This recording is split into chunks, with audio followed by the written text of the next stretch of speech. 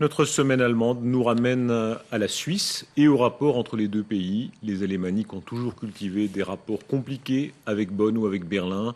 La relation a encore évolué avec l'arrivée de nouveaux Allemands à Zurich notamment. Nicolas Rosset.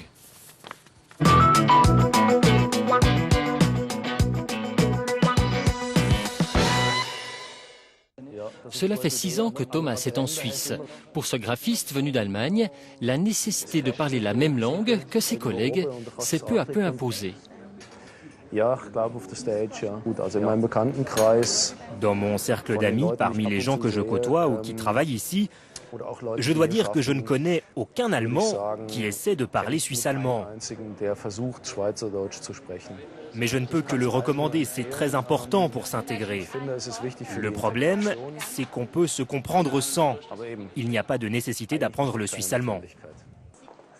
Mais il n'y a pas que la langue. Rolf Eichling conseille les Allemands venant travailler en Suisse. Et contrairement à ce qu'on pourrait croire en Suisse romande, le choc culturel est considérable. Beaucoup d'Allemands comparent les Suisses allemands aux Français. Les Allemands venant ici doivent apprendre à lever le pied. Nous, les Allemands, nous sommes beaucoup trop pressés, trop carrés. Ici, il faut réduire le rythme, profiter de la bonne qualité de vie et prendre du recul par rapport au travail. Les tensions sur le marché du travail ont encore été attisées par Pierre Steinbrück, voulant envoyer la cavalerie dans les banques suisses. Le ton s'est durci entre Suisses et Allemands. Et le mois passé, la TVA alémanique a donné la parole à des Allemands déçus, rentrés dans leur pays. Je suis rentré pour des différences culturelles que j'avais sous-estimées. Et puis 6 ans, c'est long, je voulais rentrer dans mon pays. Nous avons retrouvé ici ce qui nous a manqué, la patrie. Ça fait plaisir de se sentir chez soi. Et maintenant, j'ai ma petite entreprise. C'est moi qui décide de mon rythme de travail. On est gagnant sur toute la ligne. La situation a changé. En 2007, pour 1000 Allemands venant en Suisse, près d'un quart à rentrer chez eux. C'est ce qu'on appelle le taux de retour. Ce taux de retour a plus que doublé en 6 ans. Jamais les Allemands rentrant chez eux n'ont été si nombreux. Reste que même si beaucoup repartent, d'autres continuent à venir, notamment à Zurich. Des arrivées avant tout dictées par les besoins de l'économie suisse. Thomas, lui, espère apaiser les relations entre les Suisses allemands et ses compatriotes. Avec Hallo ou Grüezi, il a fondé un groupe de discussion.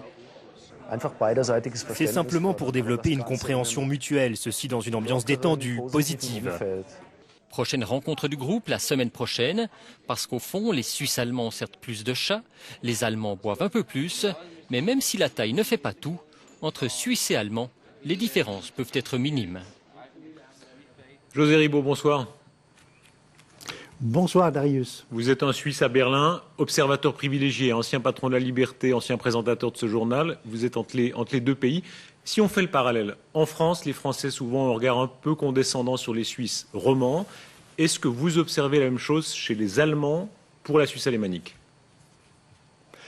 Non, pas du tout. La différence est considérable entre l'attitude des Allemands par rapport aux Suisses et l'attitude des Français par rapport aux Suisses. Les Suisses bénéficient ici, en particulier à Berlin, mais je crois dans toute l'Allemagne, d'un crédit de sympathie considérable.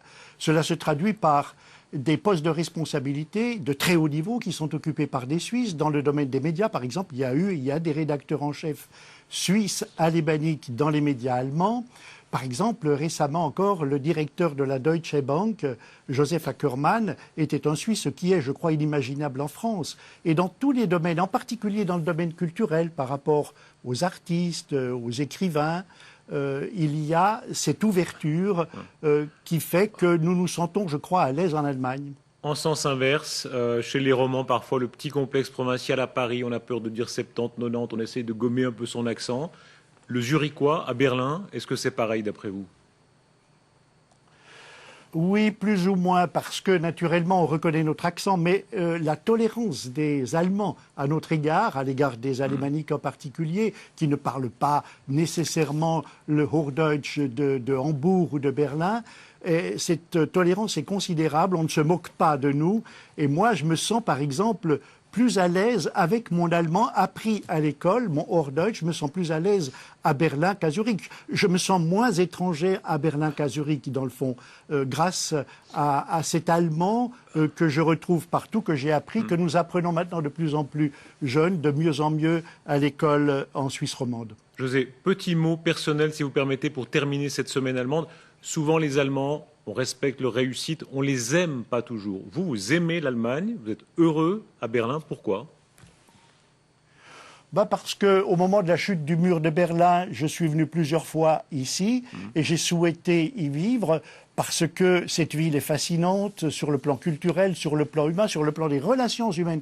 Les Allemands, les Berlinois en particulier, sont très ouverts, le contact est facile, le luxe des relations humaines est beaucoup mieux entretenu ici qu'il ne l'était à Zurich. Et puis, Berlin reprend ce rôle qu'elle a eu dans l'histoire de trait d'union entre l'Est et l'Ouest de l'Europe. Et elle joue crânement ce rôle-là, je trouve. Et dans les échanges diplomatiques, économiques, culturels, on le remarque bien, la vie ici est vraiment fascinante et je m'y plais beaucoup parce que je trouve qu'on se sent plus facilement à la maison ici qu'en Suisse alémanique où j'ai vécu longtemps. José Ribot, merci beaucoup. Nous continuons évidemment à suivre les